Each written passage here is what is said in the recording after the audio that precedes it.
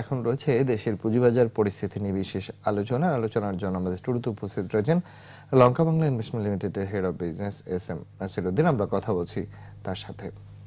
আপনাকে স্বাগত জানাচ্ছি আমাদের আজকের আয়োজনে। আমরা দিনেশ পুজোর বাজার পরিস্থিতি জানছিলাম দি স্টক এক্সচেঞ্জেরই, এবং ওভারঅল গত কয়েক সপ্তাহের প্যাটার্ন ধরে যদি আলোচনাটা শুরু করতে চাই, আপনার দৃষ্টিতে কেমন দেখছেন পুঁজিবাজার? ধন্যবাদ রাজীব ভাই, ধন্যবাদ একুশে টেলিভিশনের দর্শকদের। দেখেন, পুঁজিবাজারের বর্তমান অবস্থাটা এটা অর্থনীতির একটা চলমান প্রক্রিয়ার সাথে সামঞ্জস্যপূর্ণ মনে হচ্ছে এই মুহূর্তে। তো পুঁজিবাজার একটা আপনার আর্থিক খাতগুলোর মধ্যে একটা ঝুঁকিপূর্ণ হাতিয়ার। তো বাট প্রত্যেকটা দেশের অর্থনীতির আপনার অগ্রসর হওয়ার সাথে সাথে পুঁজিবাজার যদি অগ্রসর না হতে পারে, ওই দেশের অর্থনীতি ওইভাবে টেকসই অর্থনৈতিক ভিত্তিটা পায় না। তো আমাদের বর্তমান অর্থনীতির সাথে পুঁজিবাজার ওইভাবে আমি মনে করি না অত ভালো করতেছে। বাট আমাদের এই সদ্য হয়ে যাওয়া আমাদের নির্বাচন পরবর্তী নতুন সরকার গঠন এবং সরকারের বেশ কিছু পদক্ষেপ আমাকে আশা ব্যঞ্জক। আমরা আশা করতে পারি যে সামনে পুঁজিবাজারে একটা ভালো সময় আসতেছে। বিশেষ করে কিছুদিন আগে আমাদের সদ্য নিয়োগপ্রাপ্ত অর্থমন্ত্রী মহোদয়, উনি তো পুঁজিবাজার বান্ধব এবং ওনার পুঁজিবাজারের উপর বিশাল একটা দখল আছে আমরা মনে করি, এবং অর্থনীতির এবং উনি একজন ভালো নাম করা চার্টার্ড অ্যাকাউন্টেন্ট। তো ওনার দিক নির্দেশনায় আমি বিশ্বাস করি যে এই পুঁজিবাজার বাংলাদেশে যে কোনো সময়ের তুলনায় একটু এগিয়ে যাওয়ার এই সুযোগটা হয়েছে। আগে যেমন পুঁজিবাজার নিয়ে অনেক হয়তো পলিসি মেকাররা অত কনসার্ন ছিল না। আমি বর্তমান যে অর্থমন্ত্রী মহোদয় আছেন আহমদ মোস্তফা কামাল সাহেব, তো উনি আমার ধারণা এই পুঁজিবাজারকে একটা অর্থনীতির সহায়ক শক্তি হিসাবে পরিচালিত হওয়ার জন্য যত কিছু করা দরকার উনি করবেন। বিশেষ করে উনি একটা কথা বলেছেন, উনি অর্থমন্ত্রী হিসেবে টেক ওভার করার পরে একটা কথা বলেছেন, অর্থনীতি একটা ভিত্তির উপর দাঁড়িয়ে গেছে, এখন অর্থনীতি উঠবে, সামনের দিকে বেগবান হবে। তো বেগবান হওয়ার জন্য আমাদের কি জিনিসগুলো করা দরকার? বেগবান হওয়ার জন্য আমার অর্থনীতির আজকে পুঁজিবাজার একটা বিশাল সহায়ক শক্তি হিসাবে কাজ করবে। পৃথিবীর অন্যান্য দেশে অর্থনীতির সবচেয়ে বড় সহায়ক শক্তি হলো যে পুঁজিবাজার। আজকে আমরা 2041 সালে উন্নত কান্ট্রি হিসাবে নিজেদেরকে এক্সপেক্ট করতেছি, আশা করতেছি।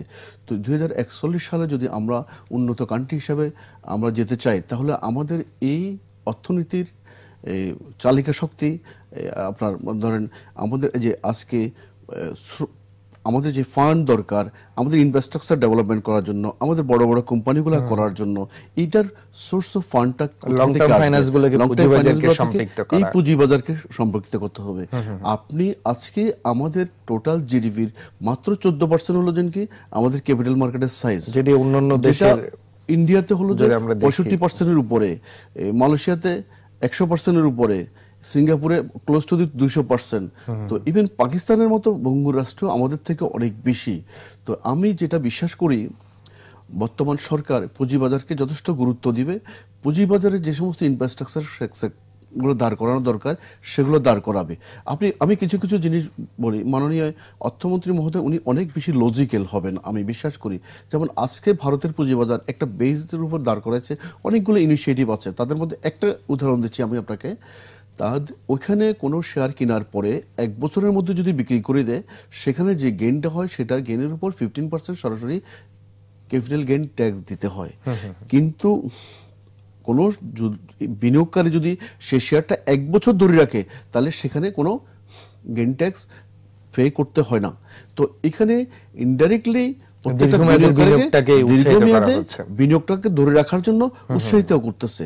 তাতে যেটা আপনার পুঁজিবাজারে একটা স্থিতিশীলতা হয়, পুঁজিবাজারের আয়তনটা বেড়ে যায়, এবং সর্বোপরি দেশের অর্থনীতির একটা বিশাল সহায়ক শক্তি হিসাবে পুঁজিবাজার কাজ করে।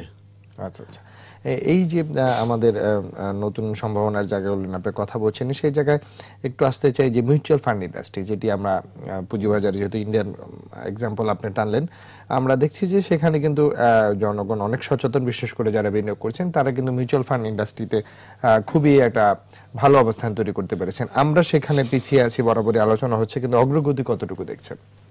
আপনি দেখেন ইন্ডিয়াতে মিউচুয়াল ফান্ড ইন্ডাস্ট্রি ডেভেলপ করেছে রিপিডলি, বিশেষ করে ইনস্টিটিউশনাল পার্টিসিপেন্ট ওদের এখানে অনেক বেশি। সে তুলনায় আমাদের দেশে আমাদের বিভিন্ন প্রতিষ্ঠানগুলো ব্যাংক এক্সপোজার নিয়ে আমরা ব্যস্ত থাকি। আমাদের দুটো কারণ হলো যে আমাদের মিউচুয়াল ফান্ডগুলো ওইভাবে ডেভেলপ করে নাই, এবং ডেভেলপ যতটুকু মিউচুয়াল ফান্ড আছে সেগুলো ওইভাবে বিনিয়োগকারীদের আস্থা অর্জন করতে পারে নাই। ফলে আমাদের দেশের মিউচুয়াল ফান্ডগুলোকে আরও বিশেষ করে ডেলি সাজাইতে হবে, সেখানে বিশেষ পলিসি অ্যাপ্লাই করতে হবে। যেমন আমি আপনাকে বললাম যে কিছু ট্যাক্স বেনিফিট দিতে হবে মিউচুয়াল ফান্ডে বিনিয়োগের জন্য। আর সর্বোপরি যেটা ঘটলো যে মিউচুয়াল ফান্ডগুলো তো পরিচালনার জন্য যে দক্ষ জনবল আমাদের এখানে কিন্তু ভালো দক্ষ জনবল নেই। দক্ষ জনবল সৃষ্টি করতে হবে। আমাদের দেশের তুলনায় ধরেন আজকে ইন্ডিয়া, পাকিস্তান, কলম্বো এবং সিঙ্গাপুর, মালয়েশিয়াতে বলেন, সেখানে পুঁজিবাজার রিলেটেড এডুকেশন অনেক বেশি ডেভেলপ করতেছে। আপনার মিউচুয়াল ফান্ড আলটিমেটলি কি? আলটিমেটলি মিউচুয়াল ফান্ড তো ধরেন সাধারণ জনগণের বা বিনিয়োগকারীদের রিপ্রেজেন্ট করবে, তারা বিনিয়োগকারীদের পক্ষ হয়ে তারা শেয়ার বেচা কেনা করবে বা বিনিয়োগ এই হিসেবে কাজ করবে। মিউচুয়াল ফান্ডের পাশাপাশি ধরেন আমাদের ইনভেস্টমেন্ট ব্যাংকগুলো কাজ করবে, অ্যাসেট ম্যানেজমেন্টগুলো কাজ করবে। সেক্ষেত্রে একটা স্পেশাল পলিসি করতে হবে কিভাবে মানে আপনার মিউচুয়াল ফান্ডগুলোকে ডেলে সাজানো যায়। মিউচুয়াল ফান্ডগুলো ক্যাপিটাল মার্কেটের মূল চালিকা শক্তি হিসাবে কাজ করে। যতদিন পর্যন্ত মিউচুয়াল ফান্ডগুলো বাংলাদেশে ক্যাপিটাল মার্কেটের মূল চালিকা শক্তি হিসাবে এবং সাপোর্টিং ইনস্ট্রুমেন্ট হিসাবে কাজ না করতে পারবে, ততদিন পর্যন্ত বাংলাদেশের ক্যাপিটাল মার্কেট স্থিতিশীল হবে না। তো এটা নিয়ে আমি বিশ্বাস করি যে আমাদের বর্তমান অর্থমন্ত্রী মহোদয় সহ যারা পলিসি মেকাররা আছেন নব উদ্যমে কাজ করবে। এবং আমি পাশাপাশি আরেকটা জিনিস বলি, প্রত্যেকটা সেক্টরের আজকে বাংলাদেশের গার্মেন্টস সেক্টর একটু অনেক রোবাস্ট হয়েছে বিকজ অফ গার্মেন্টস সেক্টরের সাপোর্টিং ইন্ডাস্ট্রিগুলো এই দেশে ওয়েল সেট আপ হয়ে গেছে। এখন বিশেষ করে বাইরের উপর অত নির্ভর করতে হয় না। বাইরের উপর নির্ভরশীলতাটা মানে ইম্পোর্টের উপর নির্ভরশীলতাটা কিছুটা হলেও কমে আসছে। ফলে গার্মেন্টস ইন্ডাস্ট্রি বাংলাদেশের স্বয়ংসম্পূর্ণ অলমোস্ট, যে কারণে গার্মেন্টস ইন্ডাস্ট্রিগুলো আজকে বাংলাদেশ ওয়ার্ল্ডে লিড দিচ্ছে। বাংলাদেশ অলমোস্ট এখন সেকেন্ড পজিশনে, হয়তো বাংলাদেশ একসময় গার্মেন্টস এক্সপোর্টে ফার্স্ট পজিশনে চলে আসবে। এবং রিসেন্টলি আপনি একটা জিনিস খেয়াল করছেন, বাংলাদেশে আমেরিকার বাজারে বাংলাদেশের গার্মেন্টসের মানে এক্সপোর্টের জন্য আরো সুবাতাস বইতেছে। বিশেষ করে পৃথিবীতে দুইটা দেশের, বিশেষ করে চায়না এবং আমেরিকার ট্রেড মানে ট্যারিফ ওয়ার নিয়ে যেটা হচ্ছে সেই সুবিধাটা আমাদের মতো কাজে লাগাইতে পারে। এবং সেক্ষেত্রে আমাদের দেশ আপনার এই বিশেষ করে বস্ত্র খাতে রপ্তানিটা বাড়ানোর সুযোগ আছে, যেটা আমরা বলতেছিলাম মিউচুয়াল ফান্ডে ছিলাম। তো এই মিউচুয়াল ফান্ডগুলোর তাদের ম্যানেজমেন্টকে ডেলে সাজাতে হবে, সেখানে স্বচ্ছতা আনতে হবে মিউচুয়াল ফান্ডগুলো, কারণ মিউচুয়াল ফান্ডগুলো মানুষের টাকা নিয়ে তারা কাজ করবে।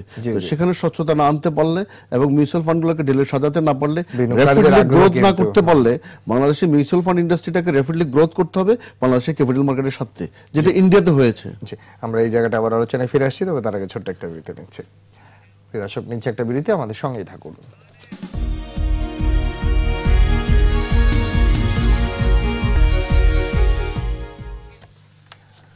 আবারও স্বাগত 21শে বিজনেসে। দর্শক, বিরতির আগে দেশের পুঁজিবাজার পরিস্থিতি নিয়ে কথা বলছিলাম লঙ্কা বাংলা ইনভেস্টমেন্ট লিমিটেডের হেড অফ বিজনেস এস.এম. নাসিরউদ্দিনের সঙ্গে। আমরা ফিরে যাচ্ছি তার সাথে আবার আলোচনায়। আমরা আলোচনা করছিলাম আমাদের বাংলাদেশের বাজারের সঙ্গে ভারতের পুঁজিবাজারের যে ফারাক, সেই জায়গাটা একটু আসতে চাই যে এই যে আমাদের অর্থনীতির অন্যান্য সূচকগুলোর যে অগ্রগতি, সেই জায়গাটায় আমাদের পুঁজিবাজারের সূচকের অগ্রগতি জায়গা নিয়ে সবসময় আলোচনা হচ্ছে। সেই সাথে বাংলাদেশের এই সেক্টর বা অর্থনৈতিক সেক্টরকে আরো কিভাবে বিশ্ববাজারে তুলে ধরা যায় এবং সেই সাথে পুঁজিবাজারকে আরো বেশি লং টার্ম ফাইন্যান্সে অন্তর্ভুক্ত করা যাবে, আপনারা কি ভাবেন? ধন্যবাদ রাজীব। ভাই, আমাদের এখানে বিশেষ করে আমরা যে জিনিসটা লক্ষ্য করতেছি, আমাদের দেশকে বিশেষ করে ঢাকাকে একটা সাউথ এশিয়া বা এশিয়ার একটা মানে বা বিশ্ববাজারের একটা ফাইন্যান্সিয়াল হাব হিসাবে প্রতিষ্ঠা করা সম্ভব। সেই জন্য আমাদেরকে কিছু কাজ করতে হবে। আমাদের যেমন মানে গত কয়েক বছরে আমাদের ক্যাপিটাল মার্কেটের রেগুলেটরি রিফর্ম অনেক হয়েছে, অনেক ডেভেলপমেন্ট হয়েছে। আমাদের ইনফ্রাস্ট্রাকচার ডেভেলপমেন্ট করতে হবে। ইনফ্রাস্ট্রাকচার ইন সেন্স অফ যে আমাদের টেকনিক্যাল ইনফ্রাস্ট্রাকচার এবং রেগুলেটরি ইনফ্রাস্ট্রাকচার। আমাদের চীনের সাংহাই এবং সেনজেন স্টক এক্সচেঞ্জের মধ্যে পার্টনার পাওয়াতে আমাদের টেকনিক্যাল রিফর্মটা আমাদের হয়ে যাবে, আমরা আশা করতেছি খুব দূরে তাড়াতাড়ি। তো আমাদের যে জিনিসগুলো আরও কিছু করা দরকার, features for becoming a good financial hub in Bangladesh. তো সেক্ষেত্রে আমাদেরকে স্টেবল বিজনেস এনভায়রনমেন্ট এনশিওর করতে হবে। বিশেষ করে আমাদের এখানে স্কিল ম্যান পাওয়ার অত বেশি নাই। স্কিল ম্যান পাওয়ার এনশিওর করতে হবে আমাদের প্রয়োজনে। আমাদের ইউনিভার্সিটিগুলো থেকে ক্যাপিটাল মার্কেট এবং ফাইন্যান্স সেক্টরের উপর আরও বেশি পড়াশোনা করতে হবে। আর ইনফ্রাস্ট্রাকচার তো একটা গুরুত্বপূর্ণ আর একটা হলো ফাইন্যান্সিয়াল সেক্টরগুলোকে ডেভেলপমেন্ট করতে হবে, যেগুলো আমরা আলাপ করলাম। ফাইন্যান্সিয়াল সেক্টর বলতে ফাইন্যান্সিয়াল সেক্টরে যেগুলো মানে ইনস্ট্রুমেন্টগুলো আছে, বিশেষ করে insurance sector, mutual fund, leasing company, আমাদের এখানে কিছু রেগুলেটরি রিফর্ম শুরু করে বিশেষ করে স্বচ্ছতা নিয়ে আসতে হবে। আর reputation of the country is very important. আমাদের কান্ট্রি ইমেজটাকে বাইরে আমাদের প্রেজেন্ট করতে হবে, সেগুলোকে প্রয়োজনে আমাদের কান্ট্রি এই ইমেজটাকে করার জন্য আমাদের কান্ট্রি ব্র্যান্ডিং করতে হবে। কেন পৃথিবীর বিভিন্ন তাবৎ জায়গা থেকে বাংলাদেশে বিনিয়োগ করার জন্য করতে আসবে। আর বিশেষ করে বিদেশি বিনিয়োগকারীদের জন্য এখানে একটা ওয়ান স্টপ সার্ভিস চালু করতে হবে। সেটা এয়ারপোর্ট থেকে শুরু করে টোটাল এখানে তাদের পারমিশন, বিজনেস করার জন্য এভরিথিংস তাদের ওয়ান স্টপ সার্ভিসের মাধ্যমে দ্রুত সার্ভিসটা তাদেরকে পৌঁছে দিতে হবে, যাতে কোনো ধরনের তারা হ্যারাসমেন্ট বা হ্যাসেল ফিল না করে। এই সমস্ত জিনিসগুলো করতে পারলে তারপরে বিশেষ করে আরও কিছু কিছু জিনিস করতে হবে। আমাদের জিওগ্রাফিক লোকেশন আমরা মানে খুব ভালো একটা জায়গায় আছি, সেই জায়গায় তুলনায় আমরা কিন্তু ওইভাবে আমরা বিদেশি ইনভেস্টমেন্ট বা বিনিয়োগকে আমরা অ্যাটাক করতে পারি নাই, ওইভাবে নিয়ে আসতে পারি নাই। তো এই সমস্ত কাজগুলো যদি করি আমরা, তাহলে আমাদের এই ঢাকাকে বা আমাদের বাংলাদেশে একটা ফাইন্যান্সিয়াল হাব হিসেবে আমরা দেখার যথেষ্ট সুযোগ আছে।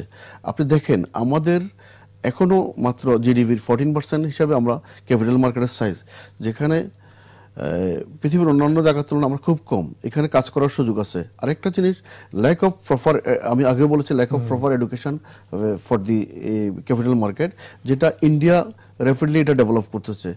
বিশেষ করে অন্যান্য আদার্স কান্ট্রিগুলোকে এটা রিয়েলাইজ করতেছে। পাকিস্তানের মতো দেশ ধরেন প্রচুর তারা চাইনিজ ইনভেস্টমেন্ট পাচ্ছে, কিন্তু আমরা বসে থাকবো কেন? আমাদের রিপুটেশন তো এত খারাপ না, আমরা এগিয়ে যাওয়া যথেষ্ট স্কোপ আছে।